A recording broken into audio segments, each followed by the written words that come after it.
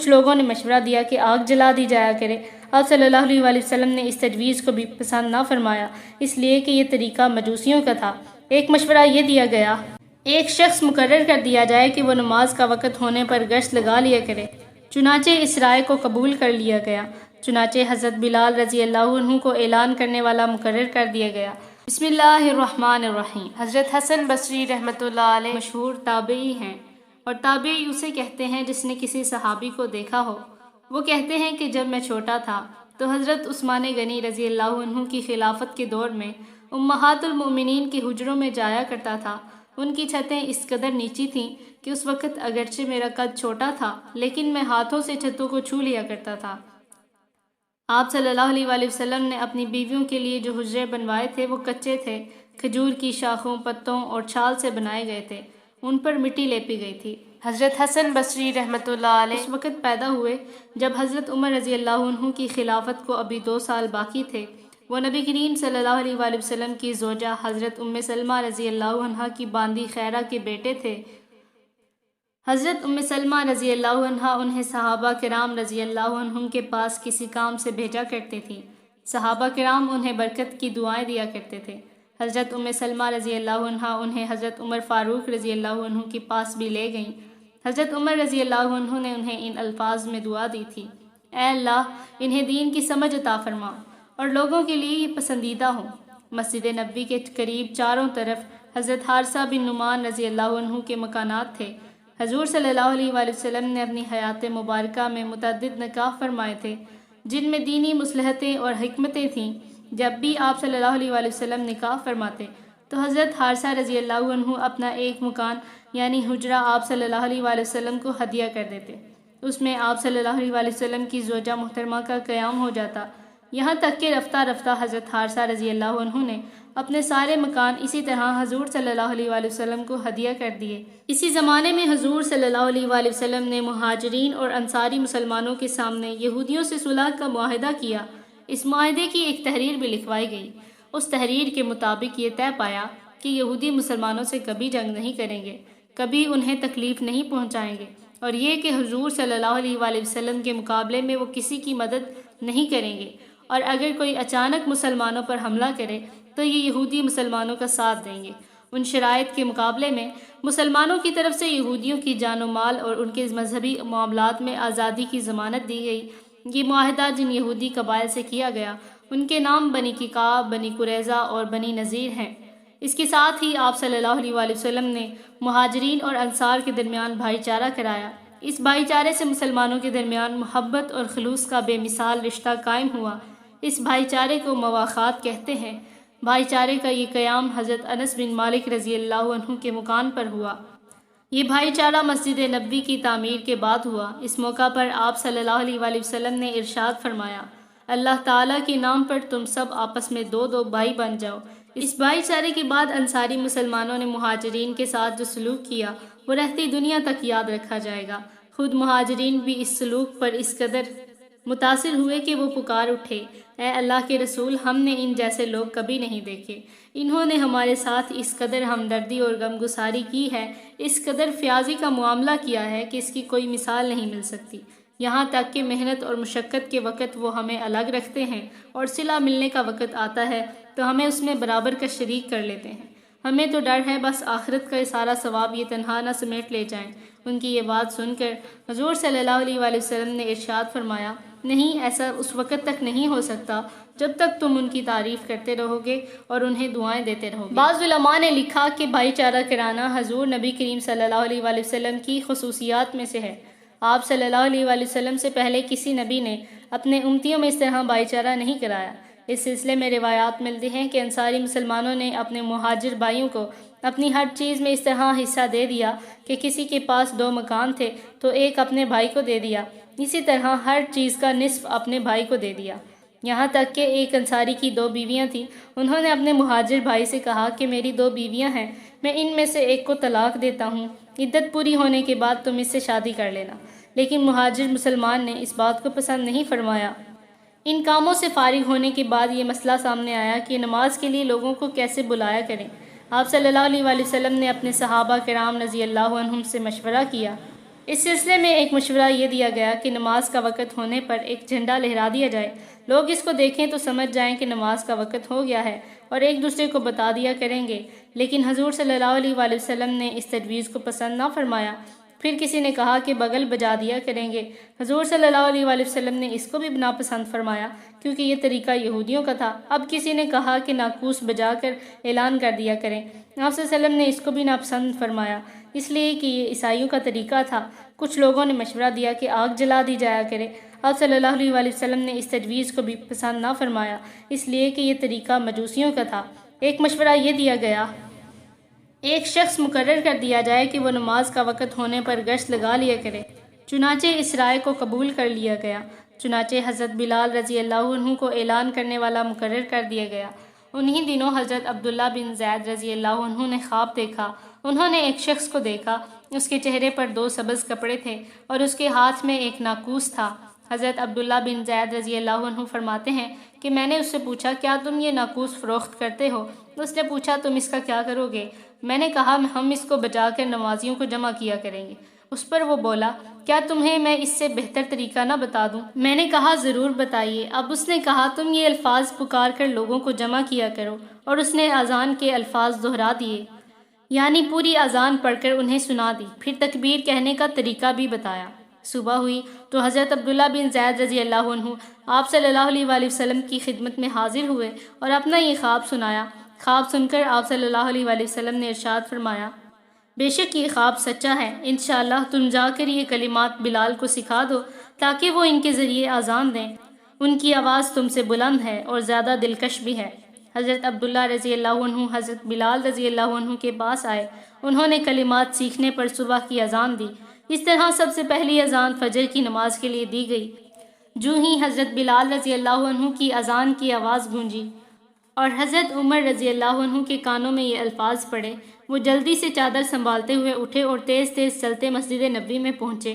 مسجد میں پہنچ کر انہیں حضرت عبداللہ بن زید رضی اللہ عنہ کے خواب کے بارے میں معلوم ہوا تو انہوں نے عرض کیا اے اللہ کے رسول، اس ذات کی قسم جس نے آپ کو حق دے کر بھیجا ہے، میں نے بھی بالکل یہی خواب دیکھا ہے۔ حضرت عمر رضی اللہ عنہ کی زبانی خواب کی تصدیق سن کر آپ صلی اللہ علیہ وآلہ وسلم نے ارشاد فرمایا اللہ کا شکر ہے۔ 5 وقت کی نمازوں کے لیے حضرت بلال رضی اللہ عنہ اذان دیتے۔ اس طرح نبی کریم صلی اللہ علیہ وآلہ وسلم کی زمانے تک حضرت بلال رضی اللہ عنہ مؤذن رہے۔ ان کی غیر موجودگی میں حضرت عبداللہ ابن مکتوم رضی اللہ عنہ اذان دیتے تھے۔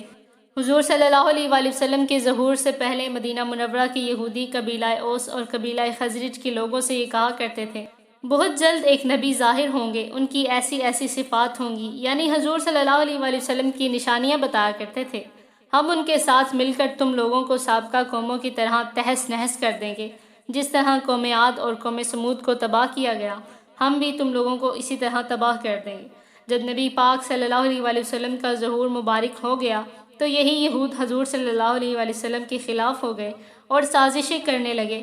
جب اوس اور خزرج کے لوگ اسلام کے دامن میں آ گئے تو بعض صحابہ نے ان یہودیوں سے کہا اے یہودیوں، تم تو ہم سے کہا کرتے تھے کہ ایک نبی ظاہر ہونے والے ہیں، ان کی ایسی ایسی صفات ہوں گی، ہم ان پر ایمان لا کر تم لوگوں کو تباہ برباد کر دیں گے، لیکن اب جب کہ ان کا ظہور ہو گیا ہے تو تم ان پر ایمان کیوں نہیں لاتے؟ تم تو ہمیں نبی کریم صلی اللہ علیہ وآلہ وسلم کا حلیہ تک بتایا کرتے تھے۔ صحابہ کرام رضی اللہ عنہم نے جب یہ بات کہی تو یہودیوں میں سلام بن مشکم بھی تھا، یہ قبیلہ بنی نذیر کے بڑے آدمیوں میں سے تھا۔ اس نے ان کی بات سن کر کہا ان میں وہ نشانیاں نہیں ہیں جو ہم تم سے بیان کیا کرتے تھے۔ اس پر اللہ تعالیٰ نے سورۃ البقرہ کی آیت نمبر 89 نازل فرمائی، اور جب انہیں ایک کتاب پہنچی یعنی قرآن جو اللہ تعالیٰ کی طرف سے ہے اور اس کی بھی تصدیق کرنے والی ہے جو پہلے سے ان کے پاس ہے یعنی تورات، حالانکہ اس سے پہلے وہ خود اس نبی کے وسیلے سے کفار کے خلاف اللہ سے مدد طلب کیا کرتے تھے، پھر جب وہ چیز آ پہنچی جس کو وہ خوب جانتے پہچانتے تھے یعنی حضور صلی اللہ علیہ وآلہ وسلم کی نبوت، تو اس کا صاف انکار کر بیٹھے۔ بس اللہ کی مار ہو ایسے کافروں پر۔ اس بارے میں ایک روایت میں ہے کہ ایک رات حضور نبی کریم صلی اللہ علیہ وآلہ وسلم نے یہودیوں کے ایک بڑے سردار مالک بن سیف سے فرمایا میں تمہیں اس ذات کی قسم دے کر پوچھتا ہوں کہ جس نے موسیٰ علیہ السلام پر تورات نازل فرمائی، کیا تورات میں یہ بات موجود ہے کہ اللہ تعالیٰ موٹے تازے ہبر یعنی یہودی راہب سے نفرت کرتا ہے کیونکہ تم بھی ایسے ہی موٹے تازے ہو، تم وہ مال کھا کھا کر موٹے ہوئے جو تمہیں یہودی لا لا کر دیتے ہیں۔ یہ بات سن کر مالک بن سیف بگڑ گیا اور بولا، اللہ تعالیٰ نے کسی بھی انسان پر کوئی چیز نہیں اتاری، گویا اس طرح اس نے خود حضرت موسیٰ علیہ السلام پر نازل ہونے والی کتاب تورات کا بھی انکار کر دیا، اور ایسا صرف جھنجھلاہٹ کی وجہ سے کیا۔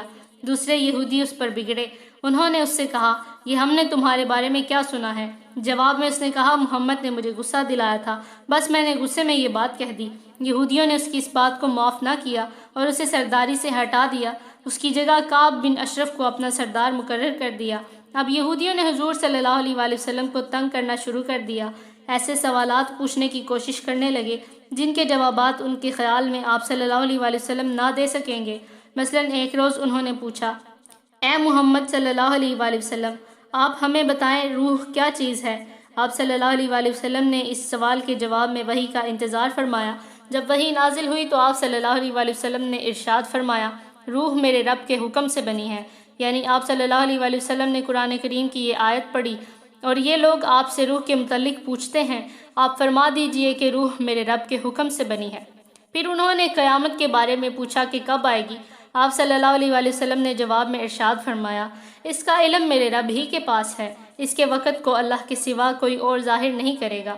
اس طرح دو یہودی آپ صلی اللہ علیہ وآلہ وسلم کے پاس آئے اور پوچھا، آپ بتائیے اللہ تعالیٰ نے موسیٰ علیہ السلام کی قوم کو کن باتوں کی تاکید فرمائی تھی؟ جواب میں آپ صلی اللہ علیہ وآلہ وسلم نے ارشاد فرمایا، یہ کہ اللہ کے ساتھ کسی کو شریک نہ ٹھہراؤ، بدکاری نہ کرو، اور حق کے سوا یعنی شرعی قوانین کے سوا کسی ایسے شخص کی جان نہ لو جس کو اللہ تعالیٰ نے تم پر حرام کیا ہے، چوری مت کرو، سحر اور جادو ٹونا کر کے کسی کو نقصان نہ پہنچاؤ، کسی بادشاہ اور حاکم کے پاس کسی کی چغل خوری نہ کرو، سود کا مال نہ کھاؤ، گھروں میں بیٹھنے والی پاک دامن عورتوں پر بہتان نہ باندھو، اور اے یہودیو، تم پر خاص طور پر یہ بات لازم ہے کہ ہفتے کے دن کسی پر زیادتی نہ کرو، اس لیے کہ یہ دن یہودیوں کا متبرک دن ہے۔ یہ 9 ہدایات سن کر دونوں یہودی بولے، ہم گواہی دیتے ہیں کہ آپ صلی اللہ علیہ وآلہ وسلم نبی ہیں۔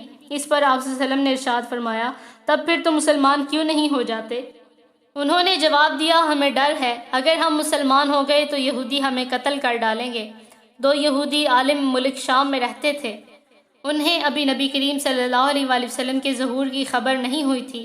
دونوں ایک مرتبہ مدینہ منورہ آئے، مدینہ منورہ کو دیکھ کر ایک دوسرے سے کہنے لگے، یہ شہر اس نبی کے شہر سے کتنا ملتا جلتا ہے جو آخری زمانے میں ظاہر ہونے والے ہیں۔ اس کے کچھ دیر بعد انہیں پتہ چلا کہ حضور صلی اللہ علیہ وآلہ وسلم کا ظہور ہو چکا ہے، اور آپ صلی اللہ علیہ وآلہ وسلم مکہ معظمہ سے ہجرت کر کے اس شہر مدینہ منورہ میں آ چکے ہیں۔ یہ خبر ملنے پر دونوں آپ صلی اللہ علیہ وآلہ وسلم کی خدمت میں حاضر ہوئے۔ انہوں نے عرض کیا، ہم آپ سے ایک سوال پوچھنا چاہتے ہیں، اگر آپ نے جواب دے دیا تو ہم آپ پر ایمان لے آئیں گے۔ آپ صلی اللہ علیہ وآلہ وسلم نے ارشاد فرمایا، پوچھو کیا پوچھنا چاہتے ہو؟ انہوں نے کہا، ہمیں اللہ کی کتاب میں سب سے بڑی گواہی اور شہادت کے متعلق بتائیے۔ ان کے سوال پر سورہ آل عمران کی آیت نمبر 19 نازل ہوئی۔ آپ صلی اللہ علیہ وآلہ وسلم نے وہ ان کے سامنے تلاوت فرمائی۔ ترجمہ: اللہ تعالیٰ نے اس کی گواہی دی ہے کہ سوائے اس کی ذات کے کوئی معبود ہونے کے لائق نہیں، اور فرشتوں نے بھی اور اہل علم نے بھی گواہی دی ہے، اور وہ اس شان کے مالک ہیں کہ اعتدال کے ساتھ انتظام کو قائم رکھنے والے ہیں، ان کے سوا کوئی معبود ہونے کے لائق نہیں، وہ زبردست ہیں، حکمت والے ہیں، بلا شبہ دین حق اور مقبول اللہ تعالیٰ کے نزدیک صرف اسلام ہے۔ یہ آیت سن کر دونوں یہودی اسلام لے آئے۔ اسی طرح یہودیوں کے ایک اور بہت بڑے عالم تھے، ان کا نام حسین بن سلام تھا۔ یہ حضرت یوسف علیہ السلام کی اولاد میں سے تھے۔ ان کا تعلق قبیلہ بنی قیقاع سے تھا۔ جس روز آپ صلی اللہ علیہ وآلہ وسلم ہجرت کر کے حضرت ابو ایوب انصاری رضی اللہ عنہ کے گھر میں رہائش پذیر ہوئے، یہ اسی روز آپ صلی اللہ علیہ وآلہ وسلم کی خدمت میں حاضر ہوئے۔ جو ہی انہوں نے آپ صلی اللہ علیہ وآلہ وسلم کا چہرہ مبارک دیکھا، فوراً سمجھ گئے کہ یہ چہرہ کسی جھوٹے کا نہیں ہو سکتا۔ پھر جب انہوں نے آپ صلی اللہ علیہ وآلہ وسلم کا کلام سنا تو فوراً پکار اٹھے، میں گواہی دیتا ہوں کہ آپ سچے ہیں اور سچائی لے کر آئے ہیں۔ پھر ان کا اسلامی نام آپ صلی اللہ علیہ وآلہ وسلم نے عبداللہ بن سلام رکھا۔ اسلام قبول کرنے کے بعد یہ اپنے گھر آئے، اپنے اسلام لانے کی تفصیل گھر والوں کو سنائی تو وہ بھی اسلام لے آئے۔ چند یہودیوں نے آپ صلی اللہ علیہ وآلہ وسلم سے سوال پوچھا، آپ یہ بتائیں اس وقت لوگ کہاں ہوں گے جب قیامت کے دن زمین اور آسمان کی شکلیں تبدیل ہو جائیں گی۔ اس پر حضور صلی اللہ علیہ وآلہ وسلم نے جواب دیا، اس وقت لوگ پل صراط کے قریب اندھیرے میں ہوں گے۔ اسی طرح ایک مرتبہ یہودیوں نے حضور صلی اللہ علیہ وآلہ وسلم سے بادلوں کی گرج اور کڑک کے بارے میں پوچھا۔ جواب میں آپ صلی اللہ علیہ وآلہ وسلم نے ارشاد فرمایا، یہ اس فرشتے کی آواز ہے جو بادلوں کا نگران ہے، اس کے ہاتھ میں آگ کا ایک کوڑا ہے، اس سے وہ بادلوں کو ہانکتا ہوا اس طرف لے جاتا ہے جہاں پہنچنے کے لیے اللہ تعالیٰ کا حکم ہوتا ہے۔ ان یہودیوں ہی میں سے ایک گروہ منافقین کا تھا۔ مدینہ منورہ میں جب اسلام کو عروج حاصل ہوا تو یہودیوں کا اقتدار ختم ہو گیا۔ بہت سے یہودی اس خیال سے مسلمان ہو گئے کہ اب ان کی جانیں خطرے میں ہیں، سو اپنی جانیں بچانے کے لیے وہ جھوٹ موٹ کے مسلمان ہو گئے۔ اب اگرچہ کہنے کو تو وہ مسلمان تھے، لیکن ان کی ہمدردیاں اور محبتیں اب بھی یہودیوں کے ساتھ تھیں۔ ظاہر میں وہ مسلمان تھے، اندر سے وہی یہودی تھے۔ ان لوگوں کو اللہ تعالیٰ اور اس کے رسول نے منافق قرار دیا۔ ان کی تعداد 300 کے قریب تھی۔ انہی منافقوں میں عبداللہ ابن ابی بھی تھا۔ یہ منافقوں کا سردار تھا۔ یہ منافقین ہمیشہ اس طاق میں رہتے تھے کہ کب اور کس طرح مسلمانوں کو نقصان پہنچا سکیں۔ مسلمانوں کو پریشان کرنے اور نقصان پہنچانے کا کوئی موقع یہ ہاتھ سے نہیں جانے دیتے تھے۔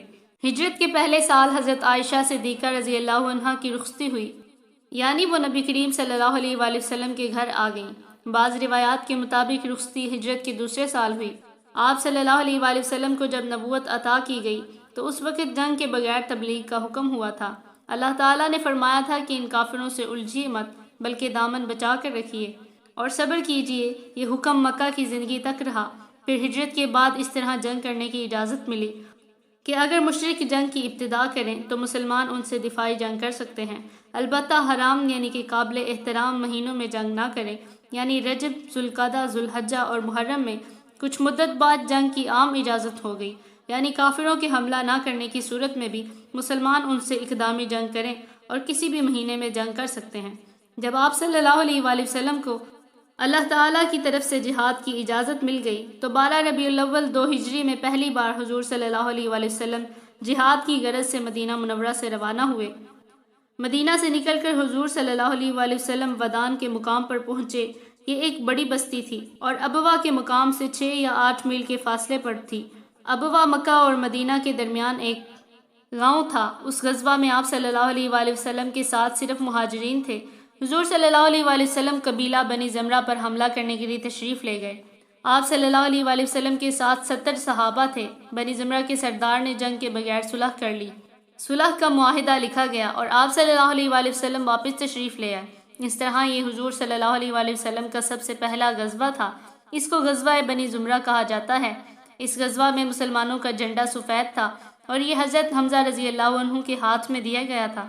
صلح کی معاہدے میں یہ طے پایا تھا کہ یہ لوگ مسلمانوں کے مقابلے پر نہیں آئیں گے اور اللہ کے رسول صلی اللہ علیہ وآلہ وسلم انہیں جب بھی بلائیں گے انہیں مدد کے لیے آنا ہوگا۔ اس غزوے میں مسلمانوں کو 15 دن لگے۔ اس کے بعد غزوہ بوات ہوا۔ اس میں اسلامی لشکر میں 200 مہاجرین تھے۔ جھنڈا سفید رنگ کا تھا۔ یہ ربیع الثانی 2 ہجری میں پیش آیا۔ حضور اکرم صلی اللہ علیہ وآلہ وسلم ایک تجارتی قافلے کو روکنے کے لیے روانہ ہوئے تھے۔ اس قافلے کا سردار قریش کا سردار امیہ بن خلف تھا۔ اس کے ساتھ قریش کے 100 آدمی تھے۔ قافلے میں 2500 اونٹ تھے۔ ان پر تجارتی سامان لدا ہوا تھا۔ جب حضور اکرم صلی اللہ علیہ وآلہ وسلم اس غزوے کے لیے مدینہ سے روانہ ہوئے تو اپنا قائم مقام حضرت سعد بن معاذ رضی اللہ عنہ کو بنایا۔ مدینہ منورہ سے روانہ ہو کر آپ صلی اللہ علیہ وآلہ وسلم بوات کے مقام پر پہنچے۔ یہ ایک پہاڑ کا نام ہے، اسی مناسبت سے اس غزوہ کا نام غزوہ بوات پڑا۔ لیکن بوات پہنچنے پر دشمنوں سے سامنا نہ ہو سکا کیونکہ قریشی قافلہ مسلمانوں کے پہنچنے سے پہلے ہی وہاں سے رخصت ہو چکا تھا۔ اس لیے حضور صلی اللہ علیہ وآلہ وسلم جنگ کے بغیر ہی واپس تشریف لے آئے۔ جمادی الاولیٰ کے مہینے میں غزوہ عشیرہ پیش آیا۔ اس مرتبہ بھی حضور صلی اللہ علیہ وآلہ وسلم ایک قریشی قافلے کو روکنے کے لیے روانہ ہوئے۔ وہ قافلہ ملک شام کی طرف جا رہا تھا۔ قریش نے اس قافلے میں اپنا بہت مال و اسباب شامل کر رکھا تھا۔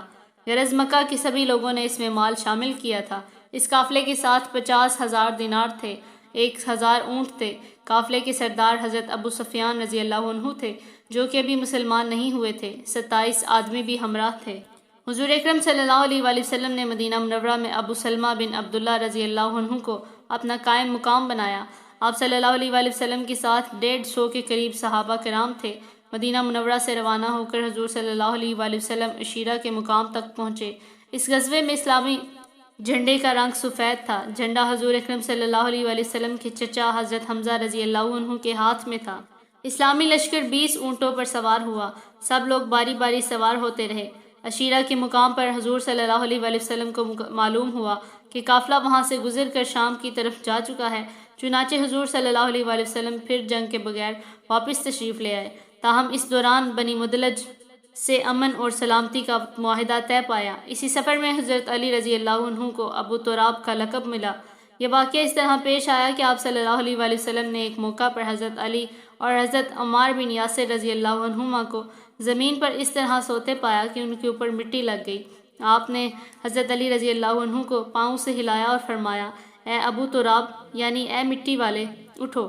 آپ صلی اللہ علیہ وآلہ وسلم غزوہ عشیرہ سے واپس آئے تو چند دن بعد ہی پھر ایک مہم پیش آ گئی۔ ایک شخص قرظ بن جابر فہری نے مدینہ منورہ کی چراگاہ پر حملہ کر دیا۔ حضور اکرم صلی اللہ علیہ وآلہ وسلم اس کی تلاش میں نکلے، یہاں تک کہ صفوان کی وادی میں پہنچے۔ یہ وادی میدان بدر کے قریب ہے۔ اسی مناسبت سے اس غزوے کو غزوہ بدر اولیٰ بھی کہا جاتا ہے۔ قرظ بن جابر مسلمانوں کے وہاں پہنچنے سے پہلے ہی جا چکا تھا۔